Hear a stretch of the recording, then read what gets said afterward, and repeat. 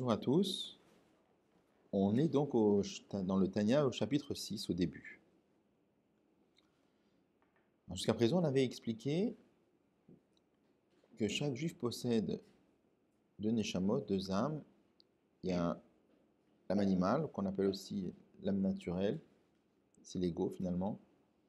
Et il y a l'âme divine, qui est Chelek Elokam Imal, qui est une parcelle de Dieu. Ça, c'était donc dans le chapitre 1, on a expliqué que chaque juif a deux neshamot. Dans le chapitre 2, on a expliqué longuement que l'âme divine, c'est Chelek Elokam Imal, c'est une parcelle d'Akadosh Baruch Hu. On a expliqué comment fait-il qu'il y a des différenciations entre une neshama et une autre. Dans le chapitre 3, on a expliqué que l'âme divine a en elle 10 kochot, 3 forces intellectuelles et 7 forces sentimentales. Dans le chapitre 4, on a expliqué que la neshama, en plus des 10 kochot, elle a aussi 3 vêtements qui sont pensée, parole, action. La différence fondamentale qu'il y a entre les 10 forces et les 3 vêtements, c'est que les vêtements, ce sont des vêtements exactement comme chez une personne. Un vêtement, c'est quelque chose qui se met et qui s'enlève. Et c'est facile à mettre et à enlever. Une chemise, ça se met, ça s'enlève, c'est facile. Et de la même façon aussi, tout ce qui est pensée, parole, action, c'est facile à changer. C'est pas, ça ne fait pas partie de nous-mêmes. Donc à partir de là, c'est très facile à modifier. Qu'est-ce qu'on appelle les pensées, paroles, actions de l'âme divine? Ce sont toutes les pensées, paroles, actions qui sont liées à la Torah et au mitzvot. Les pensées de Torah, les paroles de Torah et la pratique des mitzvot. Dans la deuxième partie du Pérek Dalet, on a commencé à expliquer que les vêtements, en vérité, même si on les appelle les vêtements de la Neshama, et qu'on pourrait s'imaginer qu'ils sont secondaires par rapport à la Neshama, en vérité, ils sont plus hauts que la Neshama. Pourquoi? Parce qu'étant donné que ces pensées, paroles, actions, c'est lesquelles? Ce sont les pensées, paroles, actions de Torah et mitzvot. Donc, c'est tous la volonté de Dieu. Et la volonté de Dieu fait un avec Akadosh Baruch Hu lui-même. C'est dire que finalement, toutes ces pensées, paroles, actions font un avec Akadosh Baruch Hu lui-même. Et même si la Neshama, c'est une parcelle de Dieu, on dit que c'est une parcelle de Dieu qui, en arrivant dans ce monde-là, ça s'est voilé la notion de parcelle de Dieu. Alors que Torah et mitzvot, même telle qu'elle est dans ce monde-là, c'est de façon dévoilée, c'est un avec Akadosh Baruch Hu. Donc finalement, qu'est-ce qui sort de là? C'est lorsque la Neshama utilise ses levushim, lorsque la Neshama utilise ses vêtements, elle s'élève. Pourquoi elle s'élève? Parce qu'elle se plonge dans quelque chose qui fait un avec Akadosh Baruch Hu de façon dévoilée, de façon claire et nette. Dans le chapitre 5, on avait rajouté la spécificité de l'Imoud Torah par rapport à la pratique des mitzvot, que dans l'étude de la Torah, il y a les deux aspects, et le fait qu'on se plonge dans la lumière d'Akadosh Baruch Hu, si on peut dire, et le fait qu'on prend la lumière d'Akadosh Baruch Hu en soi. Dans le chapitre qu'on va commencer aujourd'hui, le chapitre 6, on va commencer à expliquer la symétrie dans l'âme animale. C'est-à-dire qu'on va expliquer que l'âme animale a exactement la même structure que l'âme divine. C'est qu'il y a aussi 10 kochot et 3 levushim, 10 kochot, 10 forces et 3 vêtements. Et on va voir comment, là-bas on avait expliqué que grâce aux 3 vêtements, la neshama elle peut monter plus haut. Là on va expliquer comment avec les 3 vêtements de la neshama, de l'âme animale, elle descend plus bas. Ça va être l'idée. Alors, Ve'ine, Zelomadze Asa Elohim, Dieu a créé mot à mot une chose en face de l'autre. C'est une chose et son contraire. C'est un verset qui explique que finalement, tout ce qu'Akadosh Baruch Hu a créé du côté de la Kedusha, il a créé la symétrie du côté de la Klippa, du côté des forces négatives. Kikmo Shenefesh Elokit, de la même façon que l'âme divine, Klou la Me'aser Sfirot Kedoshot, elle englobe en elle les 10 séphirot saintes. C'est-à-dire que elle a 10 forces qui sont à l'image des 10 attributs de Dieu. Umitlabesh et bishlosha levushim kedoshim, elle s'habille dans 3 vêtements qui sont saints. Ce sont toutes les pensées, paroles, actions de Torah. Car ainsi, nefesh de sitra achara miklipat noga, l'âme qui provient de l'autre côté et qui provient de klipat noga. On avait dit que dans les forces impures, il y avait 4 niveaux de forces impures. Il y avait les klipotes qui sont 3 niveaux qui sont complètement impurs, qu'on appelle les shalosh klipot atmeot les gamré. Et il y a un 4e niveau qui s'appelle klipat noga, motamo la klipa éclairante, qui est un mélange de bien et de mal, essentiellement du mal, mais il y a un peu de bien aussi. On avait dit que l'âme animale provient de klipat noga. Amelubeshet bedam adam, qui est habillée dans le sang de l'homme, parce qu'elle est habillée directement dans le corps. Klula, elle englobe en elle. Mais esse kitrin dim savuta, 10 couronnes d'impureté. Alors, dans la Kedusha, les 10 forces, on parle de 10 sphirotes. Dans la Klippa, il y a aussi la même chose, mais elles sont appelées, souvent dans les livres de Kabbalah, elles sont appelées kitrin, des couronnes. On va laisser pour le moment, on reviendra dessus pour expliquer pourquoi on appelle ça des couronnes. Shehen, qui sont Sheva midot ra'ot, 4 mauvaises midot, notamment 4 mauvais traits de caractère. Abaot, Marba, Yesodot, Raïmanal, qui proviennent des 4 mauvais éléments mentionnés précédemment. Vous vous rappelez, à la fin du premier chapitre, on avait expliqué que dans les midot Raot, il y a 4 groupes qui sont liés aux 4 mauvais éléments. On avait parlé de ce qu'on appelle les Arba, Yesodot, l'eau, la terre, le feu et l'air. De la même façon que matériellement, les choses sont composées de ces 4 éléments-là. De la même façon, en spirituel, les créatures spirituelles ont en elles 4 composantes qui sont l'eau spirituelle, le feu spirituel, la terre spirituelle et l'air spirituel. On avait expliqué, par exemple, la colère et l'orgueil, ça vient de la composante feu. Bon. Donc en vérité, les 7 midot, qui sont 7 mauvais traits de caractère, sont liés à ces 4 mauvais yesodot.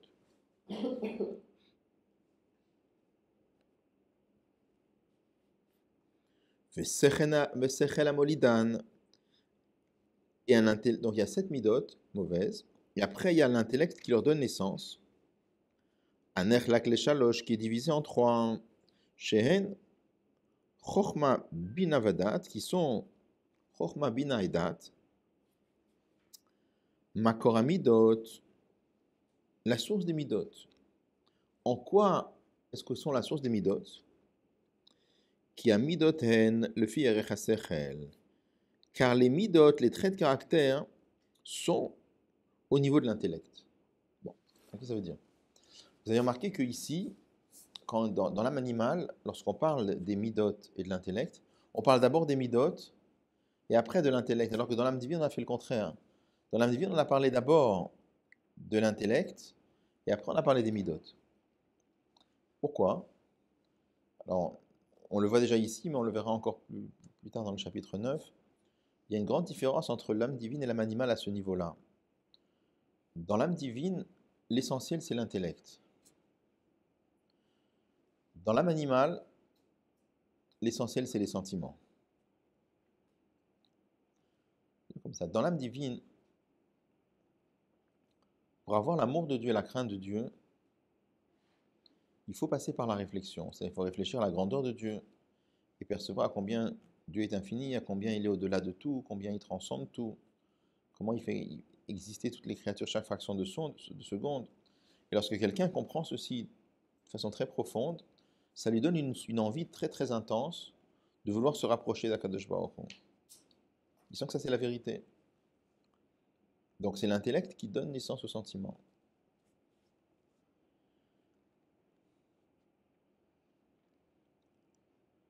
Dans l'âme animale, ça ne fonctionne pas comme ça. Dans l'âme animale, quand quelqu'un, par exemple, aime quand on dit les mauvaises midotes ici, on verra, par exemple, c'est quoi les mauvaises midotes? C'est l'amour des plaisirs du monde matériel, le,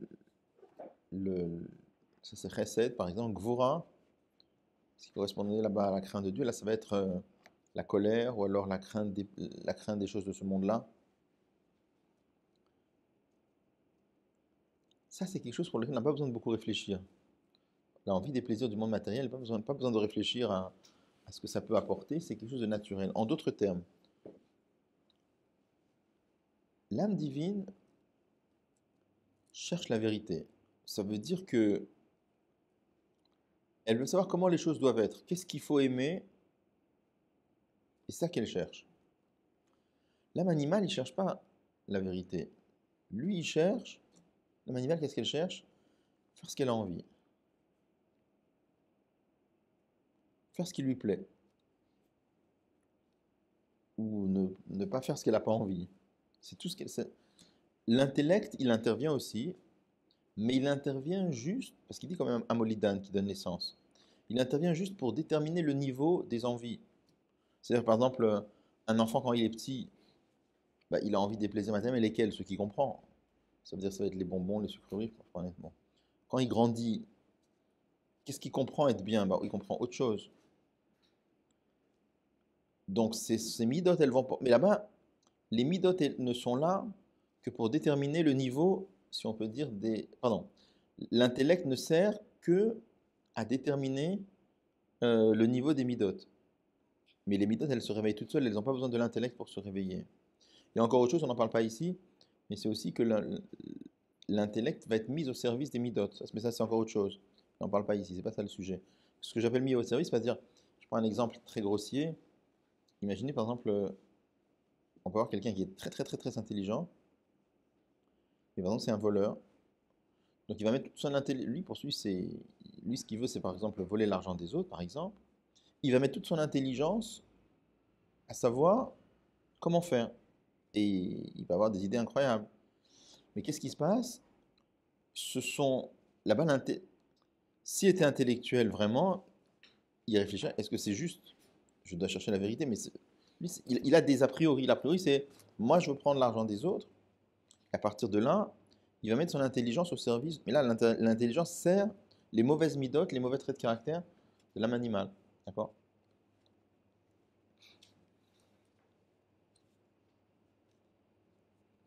Et vous voyez, alors après, à un niveau beaucoup plus fin, vous pouvez avoir, moi, dans la vie, par exemple, vous avez beaucoup de gens qui vivent comme ça. C'est-à-dire, vous avez des gens qui, euh, moi, j'aime bien ça. Et ça, c'est une base dans ma vie. C'est pas comme ça c'est pas comme ça qu'on doit réfléchir. On doit réfléchir qu'est-ce qui est juste, qu'est-ce qui est bien. Et là, à moi de travailler pour aimer ça. Je vois souvent, on parle avec des gens. Moi, j'aime bien ces choses-là. Ça, c'est la base. Et après, je mets mon intellect au service pour faire comment on fait pour. Mais l'axiome de base, c'est moi, j'aime bien ça ou moi, j'ai envie de ça. Après, je mets mon intellect au service. La vraie réflexion, c'est d'abord, on cherche la vérité. Qu'est-ce qui est bien de faire? Qu'est-ce qui est juste de faire? Qu'est-ce qui est la vérité?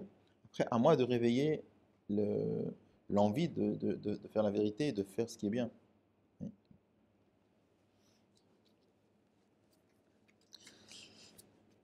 Donc c'est pour ça qu'ici, il parle dans l'âme animale, il parle d'abord des midotes et après de l'intellect, parce que l'essentiel de l'âme animale, c'est plus les midotes que l'intellect.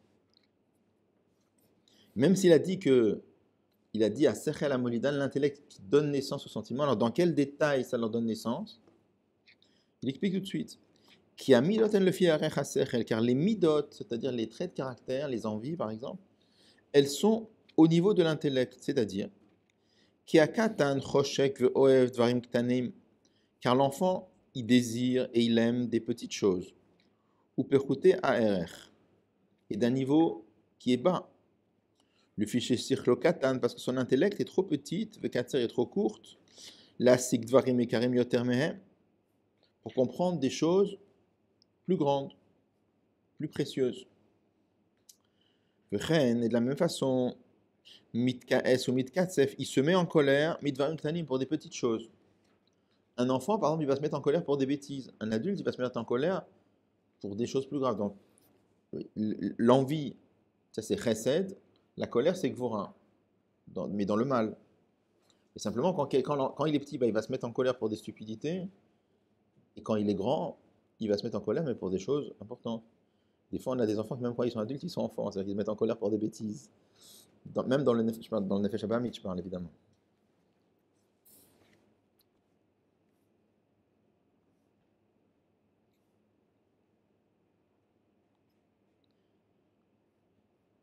Alors, Vechen Beit Parut, et c'est pareil aussi dans la vantardise. Parut, c'est Milachon Tiferet, c'est aussi une des midot raot, ou char midot, ou les autres midot. Alors, Ve'eser Bechinot Eluat Meot, et toutes ces 10 niveaux qui sont impurs. Donc, ce sont les 10 niveaux, les 10 forces de l'âme animale. Que chez Adam et Baen, lorsqu'un homme pense à travers elle, c'est-à-dire qu'il pense avec, en d'autres termes, il habille les 10 forces de l'âme animale dans sa pensée. O Medaber, ou bien il en parle. O c'est, ou bien il fait. Donc lorsque les 10 forces de l'âme animale s'expriment en pensée ou en parole ou en action, qu'est-ce qui se passe? Arei marshavto shebemocho. Voilà que la pensée qui est dans son cerveau, la force de pensée qui est dans le cerveau, veut dire bourro shebepiv, et la force de parler qui est dans sa bouche, vekoach hamasi shebeyadav, ou la force d'action qui est dans ses mains, ou charevarav, ou dans les autres membres du corps, nikraim sont appelés les vouché mesahavu, des vêtements impurs, les eser bechinot eloat meot, pour ces 10 forces impures. Donc, en d'autres termes, lorsque les 10 forces de l'âme animale s'habillent dans la force de pensée qui est dans le cerveau, ou dans la force de parler qui est dans la bouche, ou dans la force d'action qui se trouve dans les mains ou dans les autres membres du corps, eh bien, à ce moment-là, ils s'appellent des vêtements impurs pour les 10 forces impures.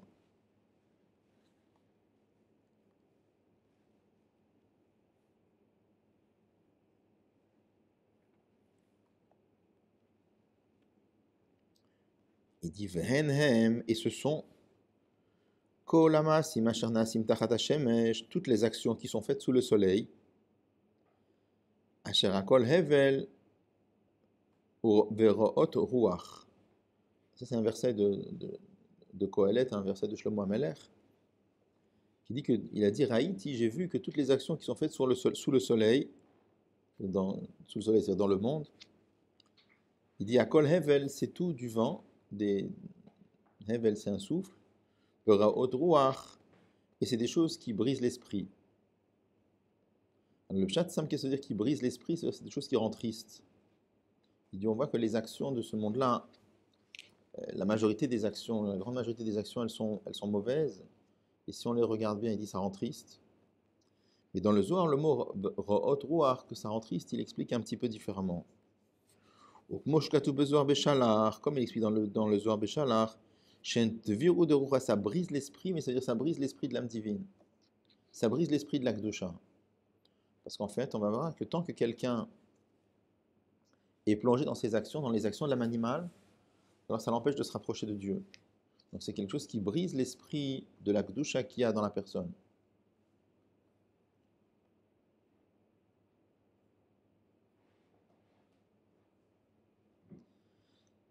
Alors, ce qui va nous expliquer par la suite, c'est que on aurait pu penser que qu'est-ce qu'on appelle des pensées, paroles, actions de l'âme animale? Ce sont toutes les pensées, paroles, actions qui sont liées à des actes qui sont une transgression de la Torah. On aurait pu s'imaginer, qu'est-ce qu'on appelle le vêtement de l'âme animale? Ce sont toutes les pensées, paroles, actions qui sont interdites par la Torah. Il va expliquer que c'est pas que ça, c'est bien avant déjà. C'est-à-dire, ce qu'il va expliquer, c'est que toute pensée, parole ou action qui n'est pas liée au service d'Akadosh Baruch Hu, c'est une pensée de l'âme animale. Pourquoi? Alors, on va déjà lire dans les mots, on va voir après. Vechein est de la même façon, Kol Adiburim, toutes les paroles, Vechein, Kol Amachashavot, et de la même façon aussi, toutes les pensées, Ashalol Hashem et Ema, qui ne sont pas pour Dieu. Pourquoi il parle que de Dibour et de Marshava, pensée et parole? Parce qu'avant, dans le vers, il avait cité le passouk de Shlomo HaMelech qui parle des actions. Donc sur l'action, il a déjà dit. Donc il dit, et de la même façon aussi, toutes les pensées, toutes les paroles et toutes les actions qui ne sont pas pour Dieu, veut dire Tsonovela Avodato et pour sa volonté, pour son service, ben c'est aussi la même chose. Ça aussi, ça s'appelle des vêtements de l'âme animale. Pourquoi? Chez Zéo Pirouche Lachon Sitra, il dit, c'est ça la traduction du mot l'autre côté. On voit que dans le Zohar, les forces impures, elles sont appelées comment? Sitra, Hara, l'autre côté. C'est quoi l'autre côté? Eh ben, on a le côté de l'Akdusha. Et si c'est pas de l'Akdusha, c'est de l'autre côté. Donc il n'y a pas besoin forcément que ce soit contre l'Akdusha. Dès que ce n'est pas de l'Akdusha, c'est le contraire de l'Akdusha. Pirouche, tzad acher, c'est l'autre côté. Chez Eino, tzad akdusha qui n'est pas le côté de l'akdusha. Il explique, et c'est quoi l'akdusha? Le tzad akdusha, Eino ela. Le côté de l'akdusha, ça n'est que Ashra v'amshach hamikdushato yitbarech, chez la Kadosh Baruch Hu. Ça n'est que l'endroit où réside, où se dévoile la Kedusha d'Akadosh Baruch Hu. Bon. Alors, quelle est l'idée? On avait déjà parlé un petit peu de ça dans le Perek Aleph. On avait expliqué que un des chidushim du Baal Shem Tov, c'était la notion de l'unité de Dieu. L'unité de Dieu, c'est pas le fait qu'il n'y a qu'un seul Dieu qui existe. C'est sûr qu'il n'y a qu'un seul Dieu qui existe, mais c'est pas que ça. Ça va bien au-delà de ça et c'est beaucoup plus profond que cela. Ce qu'on appelle Ardut Hashem, l'unité de Dieu, c'est le fait qu'il y a que Akadosh Baruch Hu qui existe. Ça veut dire quoi qu'il n'y a que Akadosh Baruch Hu qui existe?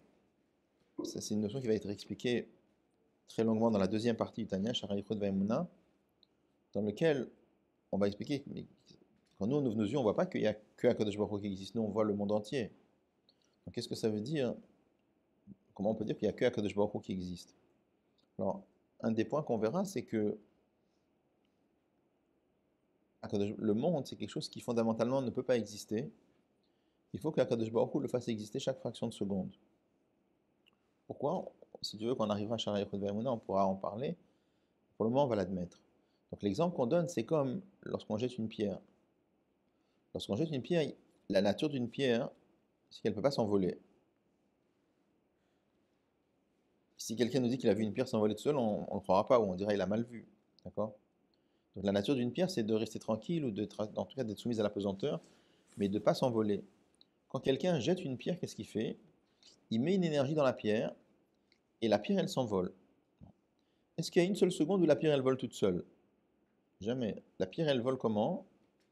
Parce que chaque seconde, elle est tirée par l'énergie de l'homme. Et combien de temps elle va voler? Tant qu'il reste de l'énergie, elle va voler. Et quand il n'y a plus d'énergie, elle retombe. Au moment où la pierre, elle vole, est-ce qu'elle a perdu sa nature à elle? C'est-à-dire, sa nature, elle, c'est d'être soumise à la pesanteur et de tomber. Est-ce qu'au moment où elle vole, elle a perdu cette nature-là? Non. Elle a toujours gardé sa nature, mais simplement, il y a en elle la force de l'homme qui lui fait faire le contraire de sa nature. C'est qu'au moment où la pierre, elle vole, de par elle-même, elle a gardé sa nature de tomber, ou d'être soumise à la pesanteur, de rester tranquille. Mais comme il y a la force de l'homme qui la tire vers le haut, elle s'envole. Eh bien, le monde, c'est exactement pareil. La nature profonde du monde, c'est que ça ne peut pas exister.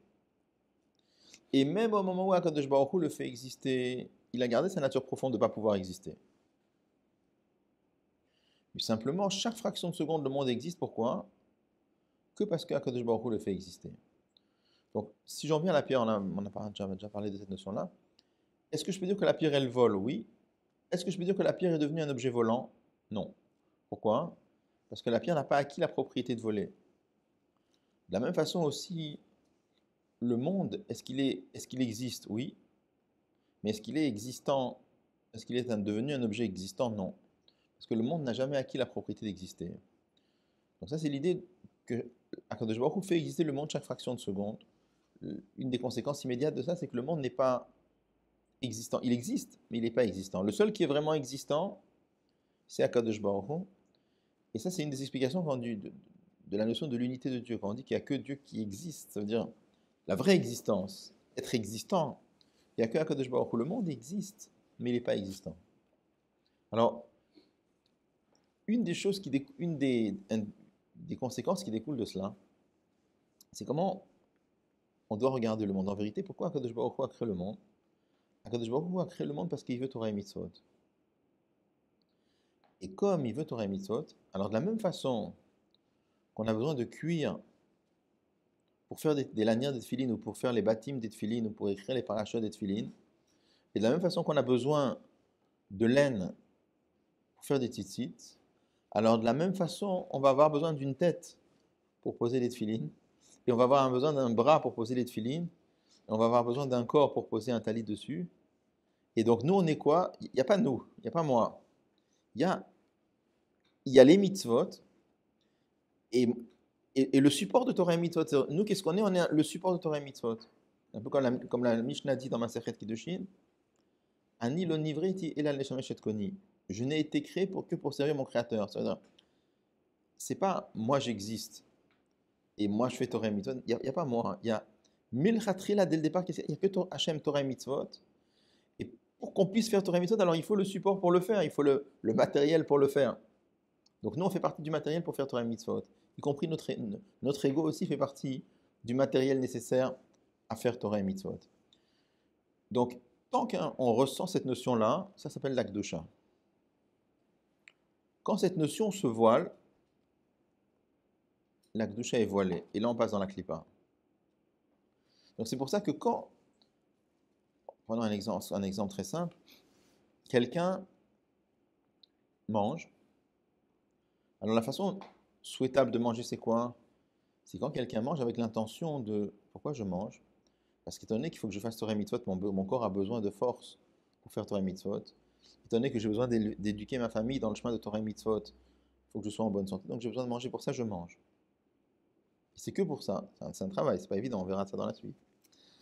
Maintenant, si je mange juste parce que moi j'ai envie, ça veut dire qu'il y a quelque chose à part la notion de Avodat Hashem. Dès que tu dis il y a autre chose que Avodat Hashem, finalement la notion de Avodat Hashem, la notion de Einod Milvado, qu'il n'y a rien en dehors de Dieu, elle se voile. Et dès qu'on la notion de Einod Milvado, elle se voile, eh bien, on rentre dans la klipa. Parce que la klipa, c'est quoi? C'est une écorce qui couvre, qui voile la notion de Einod Milvado. Et en fait, on verra que une chose qu'il veut expliquer dans le Tanya, c'est il n'est pas question de dire à un juif de se séparer du matériel. Bien au contraire. Un juif doit utiliser les choses matérielles et tout ce qu'il a besoin, mais simplement, avec quelle intention on le fait? Et l'intention, elle doit être sincèrement, c'est sincère, il ne s'agit pas de se tromper, elle doit être sincèrement avec l'idée que ce soit le Shem Shamaim pour servir à Kadosh Baruch Hu. Et tant que c'est pour servir à Kadosh Baruch Hu, là, ça s'appelle Avodat Hashem. Mais si c'est parce que je considère qu'il y a un centre d'intérêt dans ça, ça veut dire, je considère qu'à part Kadosh Baruch Hu, il y a encore un autre centre d'intérêt. Là, on a voilé la notion de non milvado. Là, on voit la notion de qu'il n'y a rien en dehors d'Akadosh Baruch Hu. Et là, on rentre dans la klipa. Et c'est pour ça qu'il dit clairement ici que dès que ça n'est pas le tzadak dusha, dès que ça n'est pas le côté de la kedusha, c'est tout de suite ce que le Zohar appelle sitra achara, l'autre côté. Parce que quand c'est pas de la kedusha, c'est forcément le contraire. Donc en vérité, la notion de klipa, c'est pas juste qu'il est interdit de voler, interdit de faire du mal et interdit de parler de la shonara. Ça c'est sûr. Mais bien avant déjà, la klipa, ça commence bien avant déjà. D'accord?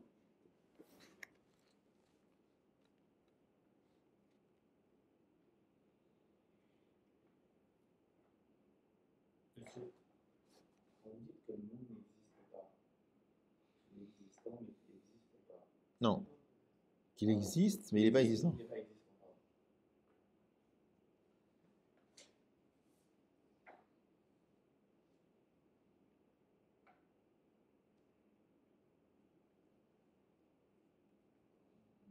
Ouais, d'accord.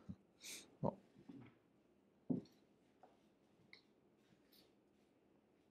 Alors je reprends dans les mots. Pirouche, lachon sitra hara, et l'explication du mot sitra hara. L'autre côté, pirouche, ça veut dire tzadacher, l'autre côté, chez nos tzadak dusha, qui n'est pas le côté de la kedusha. Tzadak dusha et noéla. Et qu'est-ce que c'est que le tzadak dusha? Ça n'est que ashra ve'amshach hamikdushato shel HaKadosh Baruch Hu. Là où réside, là où se dévoile la sainteté d'Akadosh Baruch Hu, c'est là où on sent Einod Milvado, il n'y a rien en dehors de Dieu. Ve'ein HaKadosh Baruch Hu shore ela, HaKadosh Baruch Hu ne réside ela al davar shebatel etzlo yitbarech, que sur quelque chose qui est annulé devant lui. C'est quoi annulé devant quelque chose qui est annulé? On a déjà eu l'occasion de parler de la notion de bitul. Bitul, c'est pas que la chose elle n'existe pas, mais elle n'existe pas en tant qu'elle-même.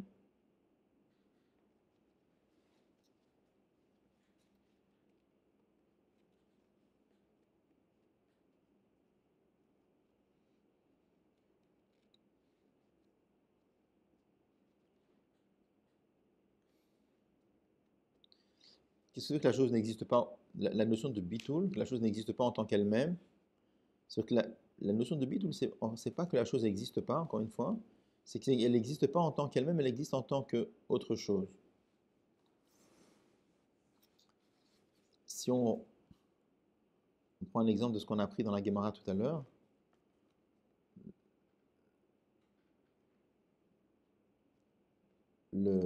lorsque quelqu'un s'arrête pour se reposer dans la mlacha de Hotza, ça s'appelle un arrêt.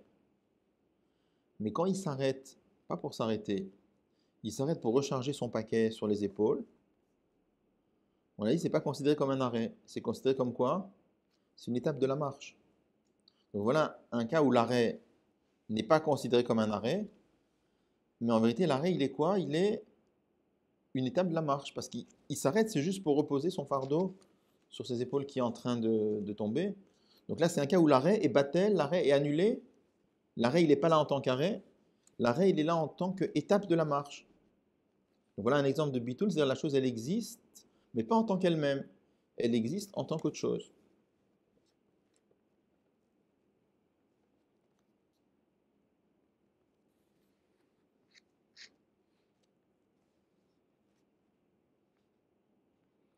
Ou alors d'autres exemples.